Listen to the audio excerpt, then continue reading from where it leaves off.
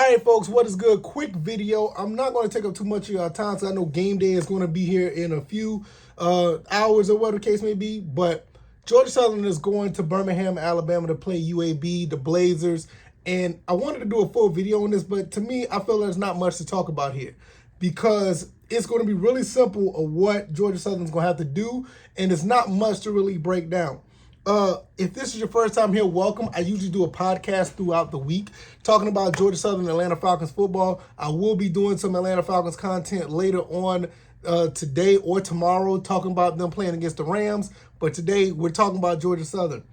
Georgia Southern basically have to establish themselves as far as the way they run the offense. The way they run the offense, if they can do that, they're going to give this team a lot of fits because UAB likes to run the ball a lot. I think they are up to 2-1 as much as they run.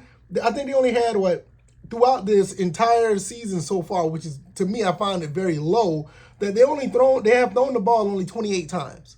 They've thrown the ball 28 times, and they ran the ball over 70, I think it's like 75 times. So you're almost looking at almost a 3-to-1 ratio as far as them throwing or passing, running versus passing. So the main thing that we're going to have to look for, they're going to run the ball a lot. Jermaine Brown and Dwayne McBride are the two running backs that they like to use.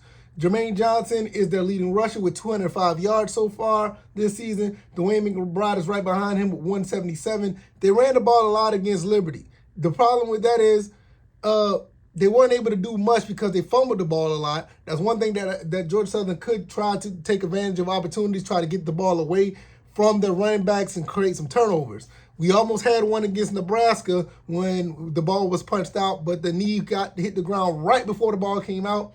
Maybe we could be more successful with that. And that's pretty much what it is on the UAB side. I'm going to be honest, I don't respect their passing game enough to say it's going to be a threat because I don't think they're going to be able to go toe-to-toe with our passing game compared to their passing game. We're averaging over 50-something points a game, and we're averaging almost 400, almost 350 to 400 yards passing a game. I don't have the numbers in front of me, but we put up a lot of numbers in the passing game. I don't think UAB can go toe-to-toe with that, even though their defense is pretty decent. I'm not going to say that. I've been on record to say that this may be our first loss of the season, and I'm not necessarily 100% sure about that. I can see it happening, but I think Georgia Southern has opportunities to win this game. In other words, if we can tackle these two running backs and get these guys on the ground early, which is something that we really wasn't able to do until late in the game against Nebraska, we started to tackle a little bit better. If we can build on that and actually start, getting these guys down at the 2, 3, maybe stretching it at the 4 yards, if we can get them down at the 4, it's going to put them in the bound to force them to pass. And I think our secondary can compete with these wide receivers that they have, because I don't think these wide receivers I don't think they were good as Nebraska. Nebraska just had they just had some really good athletes. They just couldn't execute at times. But their leading receiver, TJ Jones, is a 7 for 71, and no one really has a touchdown outside of Terrell McDonald and Bryce. I think this is Damas. They're the only two that have touchdowns in this entire season. I just don't respect their passing game enough to be a threat. But that doesn't mean we need to lay back and sit there and don't worry about the passing game, because they're going to lean on a run and they may try to sneak a few past us. So if the secondary and the defense just play sound football, I kind of get the sense if they could play anywhere near how they did at the close to the end of the Nebraska game, or if they could play like they did at Morgan State, we're going to be fine. Because even though that they ran the ball very well at against Morgan State, I take that back. Morgan State ran the ball very well against us. They just couldn't keep up because we were just constantly scoring points on them.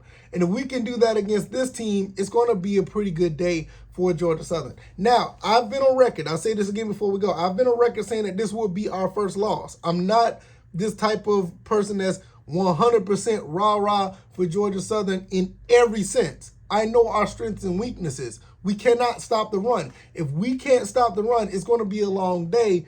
But at the same time, if we're going to win this game, if we can win this game, if we stop at least one of these running backs. I don't think they're going to beat us in the running game completely. I just don't see that happening, because after a while, things just change where they're going to have to switch something up.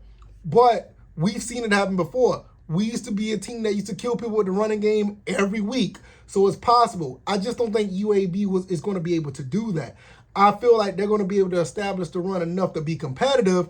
And if we're not on our job on offense to match score for score, or we just can't get out to a bigger lead enough to make them try to abandon the run, it's going to be a long day for us. So I said this was going to be a loss for us, but knowing what I know now, based on everything that has been happening for the past, let's say, a few weeks, watching them play Morgan State, watching them play Nebraska, this looks like a totally different team than I thought it was going to be going into the season. They look a lot better, so we should be okay.